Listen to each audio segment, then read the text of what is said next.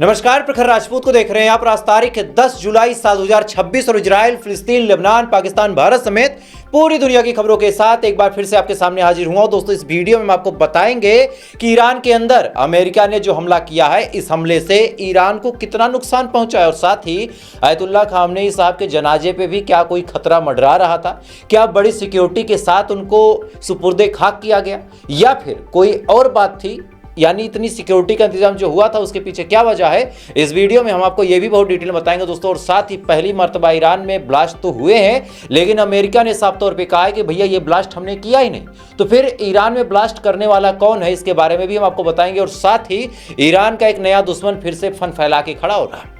जी हाँ, अगर आपको ये लगता है कि केवल अमेरिका और इजराइल ही ईरान के दुश्मन है, तो आज आपके ज्ञान में इजाफा करते हुए एक नए संगठन, एक नए देश के बारे में आपको बताऊंगा जो बाकायदा ईरान के सामने फन फैला के खड़ा हो रहा है और ईरान उसको कुचल भी रहा है। यानी यकीन मानिए दोस्तों, आज जितनी भी खबरें बताऊंगा वो तमाम खबरें बहुत ज्यादा अहम होंगी, बहुत ज्यादा इंपॉर्टेंट होंगी। इस वजह से वीडियो को तो लास्ट तक जरूर देखिएगा। चैनल पर अगर आप नए हैं तो वीडियो को लाइक करके, चैनल को सब्सक्राइब करके अपना प्यार जरूर दीजिएगा। और साथ ही आप इस वीडियो को कहां से देख रहे हैं मुझे कमेंट करके बताइएगा दोस्तों, क्योंकि जब आप कमेंट करते हैं और मुझे पता चलता है कि भाई फला भाई मुझे उस जगह से देख रहा है, तो एक मोटिवेशन मिलता है कि यार मेरे वीडियो वहां तक भी पहुंच रहे हैं। एक नॉर्मल सा लड़का जो माइक कैमरा लगा के पूरी दुनिया के खिलाफ जाके आपको ईरान की खबरें बता रहा है, तो आप कमेंट करके जब बताते कि भैया फला जगह से मैं देख रहा हूं, तो एक मोटिवेशन आता है। तो आप कमेंट कर दीजिएगा। तब तक एक एक करके बहुत इत्मीनान से मैं आपको खबरें बताता हूं। सबसे पहली, सबसे बड़ी, सबसे अहम खबर यह है कि हमारे रहबर जो सुप्रीम लीडर आयतुल्लाह खामनेई साहब थे, वो सुपुर्दे खाक हो चुके हैं। उनके पार्थिव शरीर को दफन कर दिया गया है। लेकिन ये सुपुर्दे खाक का जो पूरा प्रोसेस था वो इतना आसान नहीं था। खतरा इस कदर मंडरा रहा था, इस हिसाब से अमेरिका और इजराइल तैयारी कर रहे थे कि जिस विमान से आयतुल्लाह खामनेई साहब के पार्थिव शरीर को उनके गाँव लेके जाया गया, उस विमान के आसपास पूरी की पूरी जो ईरान की एयरफोर्स है वो लगी हुई थी, ताकि उस विमान पे कोई हमला ना हो सके। और उसका एक वीडियो निकल के सामने आया है, 5 सेकंड का वीडियो, आप एक बार देखें जरा।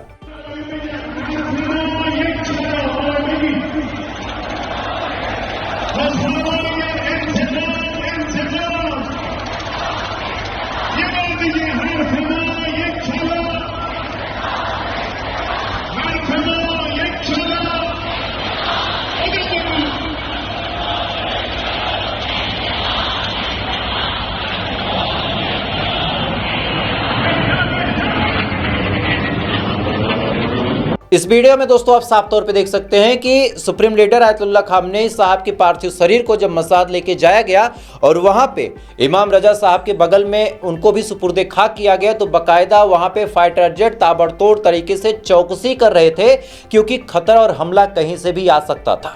इसके अलावा दोस्तों, जो कफन उनको दिया गया, वो कफन भी एक हेलीकॉप्टर के माध्यम से लेके जाया गया, जिसकी विजुअल्स आप अपने स्क्रीन पे देख सकते हैं।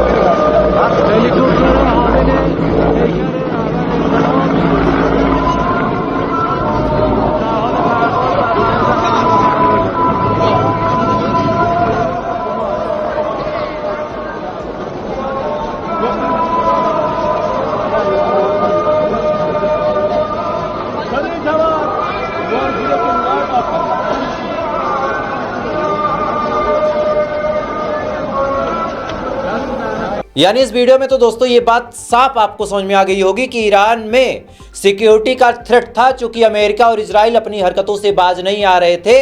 लेकिन इसके बावजूद भी अगर आप नोटिस करेंगे, अगर आप भीड़ देखेंगे, तो कोई भी शख्स भागने वाला नहीं था।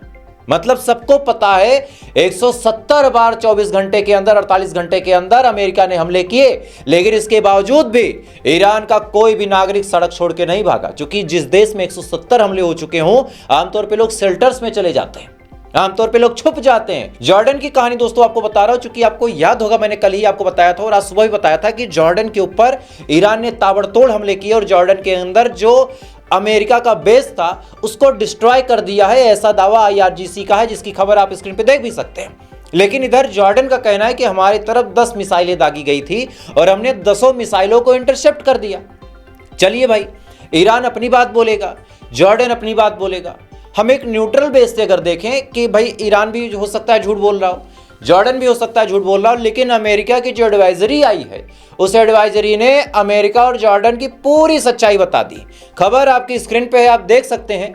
अमेरिकन एम्बेसी ने जॉर्डन के अंदर ये एडवाइजरी जारी करते हुए कहा है कि ईरान से जो हमले हो रहे हैं उसको हम रोकने में कैपेबल नहीं है। इस वजह से जो जहां है एक सुरक्षित जगह पे चला जाए और अपने आप को किसी मोटी दीवार के पीछे छुपा ले, चूंकि जब मिसाइल और ड्रोन अमेरिका के खिलाफ ईरान दागेगा तो वो कैजुअल्टी होगी, और कैजुअल्टी कितनी होगी कुछ भी नहीं पता।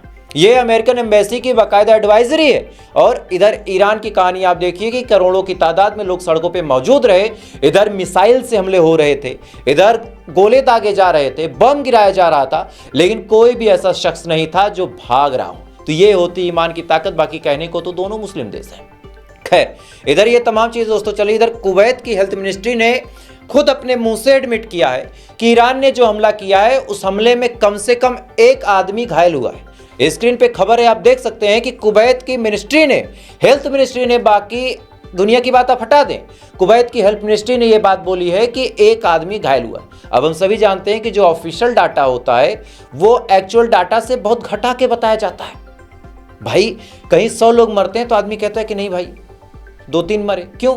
आप सोचिए, हम आप लड़ाई करें, आपको ज्यादातर चोटें आए, मुझे कम आए, लेकिन दुनिया के सामने भौकाल मारने के लिए आप यही कहेंगे ना कि भाई प्रखर से लड़ाई हुई, मुझे तो खरोच तक नहीं आई, यही तो बोलेंगे आप। तो आप समझिए बात को। कुवैत को बढ़िया से रेला है ईरान ने, इधर जॉर्डन को, इधर बहरीन को, यूएई को, सबको रेल दिया अच्छे से। वजह थी 48 घंटे के अंदर 170 से ज्यादा बड़े हमले किए गए, और इधर ईरान ने पलटवार शुरू किया, इन सबको रेल दिया। खैर, इधर तो ये तमाम चीज आपको अलग अलग चैनलों से पता चल रही होगी, लेकिन एक बात ऐसी है जो आपको नहीं पता होगी, और शायद पता है तो भी आप सुन लीजिए। कुर्दिस्तान, जिसके बारे में मैंने आपको सुबह की वीडियो में बहुत डिटेल में बताया है। अगर आपने उस वीडियो को नहीं देखा तो प्लीज़ एक बार जाके देखिए सुबह वाली वीडियो। आपको एक बात पता होगी, अगर आप मेरी वीडियो देखते हैं या फिर कहीं और से भी आपको पता हो सकती है, कि जो कुर्द लड़ाके हैं उनको अमेरिका ने बाकायदा हथियार, ट्रेनिंग, पैसे सब दिए और कहा कि जब हमें ज़रूरत होगी तब तुम हमारे साइड से ग्राउंड लेवल पर ऑपरेशन करने के लिए ईरान के अंदर घुसोगे। अब ये बात जब अमेरिका ने बोली तो इधर से पैसा मिला तो कुर्दों ने कहा ठीक है, लेकिन ईरान ने जब ये चीज़ देखी कि भाई जो कुर्द हैं वो हमारे लिए एक इमर्जिंग थ्रेट है, मतलब आने वाले टाइम में जो कुर्द लड़ाके हैं हमारे लिए खतरा बनते जा रहे हैं, आने वाले टाइम में अगर इनको हम नहीं रोकते हैं तो ये बहुत आगे निकल जाएंगे।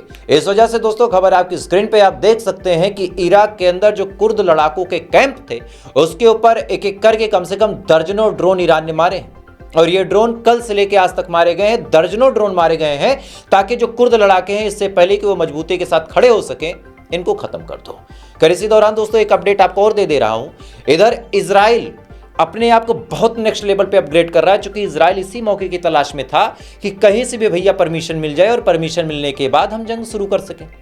इधर डोनाल्ड ट्रंप ने अब साफ तौर पे कह दिया है कि इजराइल को जो कुछ करना हो करे, हम इजराइल के साथ खड़े। अब इधर डोनाल्ड ट्रंप का ये कहना, इधर बेंजामिन नेतन्याहू का मौके की तलाश में रहना, इधर जब ये दोनों चीजें मर्ज हो गई तब इजराइल कर्ज, यानी इजराइल का जो डिफेंस मिनिस्टर है वो और इजराइल का जो प्रधानमंत्री बेंजामिन नेतन्याहू है वो, इन दोनों ने ज्वाइंट बयान देते हुए कहा है कि हम तीसरे फेज की लड़ाई के लिए तैयार हैं। मतलब पहला तो 2025 में हुआ था 12 जून को, दूसरा आपको याद होगा इधर 28 फरवरी। अब तीसरे फेज की जो लड़ाई होगी, यानी तीसरा जो युद्ध इजराइल और ईरान का होगा, उसके लिए इजराइल अपनी तैयारी कर रहा है। और अमेरिका से, हिंदी में आपके सामने खबर है, आप देख सकते हैं, उमाशंकर जी बड़े माने जाने पत्रकार, इन्होंने अपने ट्विटर अकाउंट से ये बात बताई है कि अमेरिका से इजराइल बाकायदा परमिशन मांग रहा है। और परमिशन ये नहीं कि हम हमला करें या ना करें, परमिशन का मतलब ये है कि क्या आपकी तैयारी पूरी है। भाई अगर हम हमला करने आएंगे तो हमारी साइड से तो आपको आना पड़ेगा, जाहिर सी बात है। इजराइल आएगा तो अमेरिका की तो मजबूरी है कि अमेरिका आएगा। अच्छा, अमेरिका हमला करता है तो इजराइल की बुद्धिमानी देखिए पिछले 2 बार से कि इजराइल नहीं कूदता, लेकिन जब जब इजराइल हमला करेगा अमेरिका को कूदना पड़ेगा। अब यहीं से आप देख भी लीजिए कि भाई कौन किसके कंट्रोल में है। खैर, इजराइल इस समय अमेरिका से बातचीत करके परमिशन ले रहा है, यानी पूछ रहा है कि आपकी तैयारी मुकम्मल है कि हम जंग शुरू करेंगे तो आप हमारे साथ खड़े होगे या नहीं। यानी आने वाले टाइम में एक बार फिर से आपको जंग जैसी स्थिति देखने को मिल सकती है। खैर, इसी दौरान दोस्तों जर्मनी का जो चांसलर है उसने बेंजामिन नेतन्याहू को फ़ोन किया और फ़ोन करके ये बात बताई कि मिडिल ईस्ट में स्टेबिलिटी लाने का सबसे सही मौका यही है और आप स्मूथली डील चलने दें और डील को ख़राब ना करें। ये बात साफ तौर पे जर्मनी के वाइस चांसलर ने बताई है इजराइल को, लेकिन इजराइल पूरी तरीके से तैयारी करे बैठा है। खैर, इसी दौरान दोस्तों अब आपको एक चीज़ बताता हूँ, ये खबर अल जजीरा के हवाले से ही आपको बता रहा हूँ ताकि आपको ये न लगे कि किसी गोदी मीडिया साइट की ये खबर है। ईरान के अंदर पिछले 48 घंटों में अमेरिका ने जो हमले किए थे, मैंने उस दौरान भी कहा था अपने सोर्सेज से कि भाई ईरान को नुकसान हुआ है। उस दौरान ईरान ने कहा था कि नहीं, कोई नुकसान नहीं हुआ। लेकिन अब खबर कंफर्म है, ईरान के 14 से ज़्यादा लोग ऐसे हैं जो अमेरिका के हमलों में शहीद हो चुके हैं। 14 से ज़्यादा लोग ऐसे हैं, सरकारी डेटा ये कहता है कि 14 से ज़्यादा लोग शहीद हो चुके हैं। 78 के करीब ऐसे हैं जो बुरी तरीके से इंजर्ड हो चुके हैं। और हम सभी जानते हैं, कोई भी देश हो, सरकारी आंकड़ा हमेशा ही कम होता है। तो अगर ये 14 बताया जा रहा है तो इसको आप 40 भी मान सकते हैं, क्योंकि ईरान के ऊपर 48 घंटों के अंदर 170 से ज़्यादा बार हमले हुए। तो ऐसे हाल में आप समझ सकते हैं कि सिचुएशन क्या होगी ईरान की और कितनी कैजुअल्टी हुई होगी।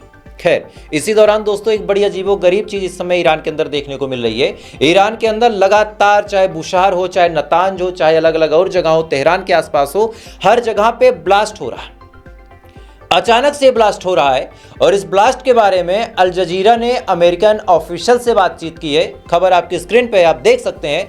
अल जजीरा को अमेरिकन ऑफिशियल्स ने साफ तौर पे कह दिया कि भैया इस बार जो धमाके हो रहे हैं वो धमाके हम नहीं कर रहे। तो अमेरिका अगर क्लेम कर रहा है कि ये धमाके हम नहीं कर रहे हैं, तो फिर बड़ा सवाल ये निकल के सामने आता है कि आखिर ये धमाके कर कौन रहा। चूंकि लगातार अल जजीरा की न्यूज में देख रहा था, हर जगह ब्लास्ट की खबरें आ रही, फिर मेरे भी अंदर थोड़ा सा कीड़ा काटता है। मैं रिसर्च करने पहुंचता हूं कि भाई साहब ये धमाके हुए क्यों। तो अमेरिका कह रहा है कि ये धमाके हमने नहीं किए, लेकिन ईरान के अंदर धमाके हो रहे। तो क्या कोई अंदर का मोसाद का एजेंट फिर से जग गया? क्या CIA एक बार फिर से अपने काम पे लग गया? या फिर अगर आप पैटर्न पे नोटिस करेंगे तो जितनी बार ईरान के ऊपर हमला किया जाता है, उससे पहले ईरान के साथ एक चीज बड़ी कॉमनली होती है कि ब्लास्ट होता है। तो क्या ईरान के ऊपर इजराइल और अमेरिका एक बार फिर से बड़ा हमला कर सकते हैं? यह बड़ा सवाल है। खैर, इसी दौरान दोस्तों अभी जो मैंने आपको आंकड़ा बताया कि 14 से ज्यादा लोग शहीद हुए हैं, 78 घायल हैं, तो कायदे से मर्दानगी तो यही कहती है कि ईरान को खुद अब डील नहीं करनी चाहिए। बात कड़वी लग सकती है आपको मेरी, लेकिन सच्चाई यही है कि अगर 14 लोगों ने अपनी शहादत दी है, और शहादत में कोई बड़ा छोटा नहीं होता, ये बात आपको शायद मेरी बुरी लग जाए, अगर खामनेई साहब ने अपनी शहादत दी और कोई एक आम आदमी अपनी शहादत देता है, तो दोनों की शहादत बरकरार है और बराबर है। समझिएगा बात को। ये नहीं कि कोई आम आदमी मर जाए तो उसको हम दूसरी तरीके से ट्रीट करेंगे, खामनेई साहब मर गए तो उनको दूसरी तरीके से ट्रीट करेंगे। अगर देश के लिए एक चींटी भी अपनी जान दे तो वो भी उतनी ही शहीद कहलाने की हकदार है जितना उस देश का राजा है। तो ऐसे हाल में एक बार फिर से अगर 14 लोगों को शहीद किया है अमेरिका ने, तो फिर ईरान को डील करनी ही नहीं चाहिए। बहरहाल ये तो अब आने वाला वक्त बताएगा, क्योंकि अब्बास अराची के हवाले से बड़ी खबर निकल के सामने आ रही कि ईरान के जो फॉरेन मिनिस्टर अब्बास अराची साहब हैं, इन्होंने कुवैत को और तुर्की को फोन किया। अब ये फोन किस मुद्दे पे किया है, इसके बारे में अभी तक कोई सटीक जानकारी निकल के नहीं आई, लेकिन मेरे अपने सोर्सेज ये बता रहे हैं कि इन्होंने डील और नेगोशिएशन को लेकर कुवैत और तुर्की को फोन किया। यही बात बार बार मैं आपको बताता हूं कि ईरान यही गलती कर जाता है कि बातचीत करना शुरू कर देता है तुरंत। पहले थोड़ा सा लटकाओ, थोड़ा सा झुलाओ, फिर समझ में आ जाएगा अमेरिका को कि तुम क्या हो। खैर, इसी दौरान दोस्तों बड़ी अपडेट ये निकल के सामने आ रही कि डोनाल्ड ट्रंप से आज पत्रकारों ने पूछा कि क्या आप ईरान के ऊपर हमले जारी रखेंगे, क्या आप ईरान से जंग करेंगे। इस पे डोनाल्ड ट्रंप ने पहली बार ये बात बोली है कि ईरान अगर हमारे ऊपर एक मिसाइल छोड़ता है तो हम इसके ऊपर 20 मिसाइल छोड़ेंगे। यानी डोनाल्ड ट्रंप ने भी इस तरफ इशारा कर दिया है कि जंग हम करेंगे ही करेंगे, क्योंकि मामला स्ट्रेट ऑफ हार्मोज का फंसेगा जरूर। ईरान किसी जहाज को बिना उसकी परमिशन के पार होने नहीं देगा, तो ऐसे हाल में जंग होगी ही। क्या कुछ डोनाल्ड ट्रंप ने कहा, थोड़ा सा सुने आप। And I say we hit them 20-1. Every time they hit us, we're going to hit them 20. And we did it last night. They did a little something today, but it was really retribution for last night. They hit actually 3 boats, not 2. And when they hit, we hit back much harder. इस video में दोस्तों आप साफ तौर पे सुन सकते हैं कि डोनाल्ड ट्रंप ने साफ तौर पे ये बात बोल दी है कि भैया हमारे ऊपर एक हमला होगा तो हम तुम्हारे ऊपर 20 करेंगे। अब एक हमला तो ईरान करेगा ही करेगा, चूंकि स्टेट ऑफ हार्मोज में गुंडागर्दी करके अपनी जहाज को लेकर जाने की कोशिश करेंगे।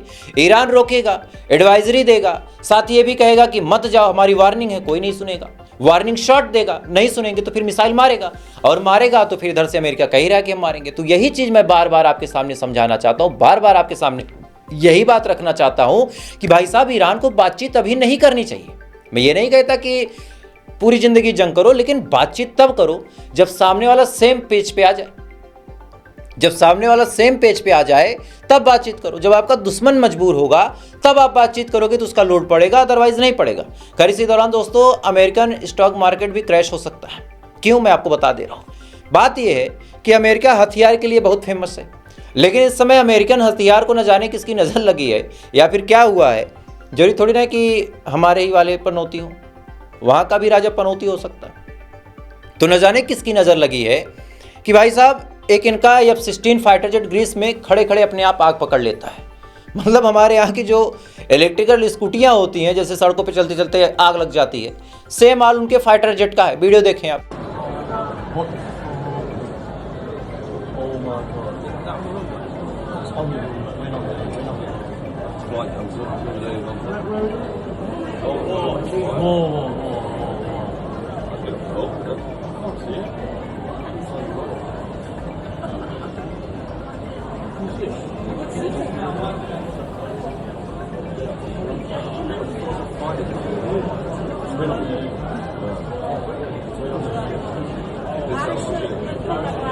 Well, at least you got out of the jet.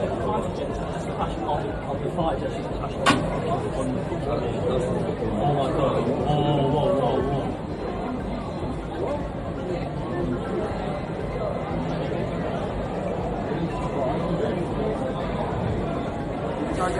Yeah, no, He just ran across the tape. He must have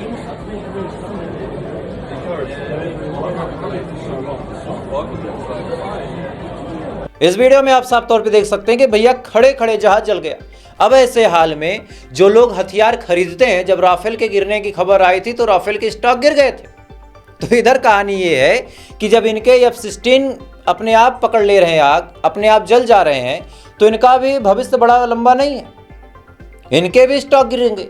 और ऐसे हाल में अमेरिकन डिफेंस कंपनियों को तगड़ा झटका लगने वाला है। और चूंकि ये आग ईरान के साथ जंग के दौरान लगी है तो आग कहीं और पिछवाड़े में भी लगेगी। खैर जो समझदार है वो समझ गए। तो फिलहाल दोस्तों अभी के लिए बस इतना ही। बाकी थोड़ी देर बाद आपसे फिर मुलाकात होगी ऐसी किसी खबर के साथ। तब तक आप अच्छे रहें, खुश रहें, अपना ख्याल रखें, अपने देश का ख्याल रखें। जय हिंद। ऊपर वाला आपकी बात करें।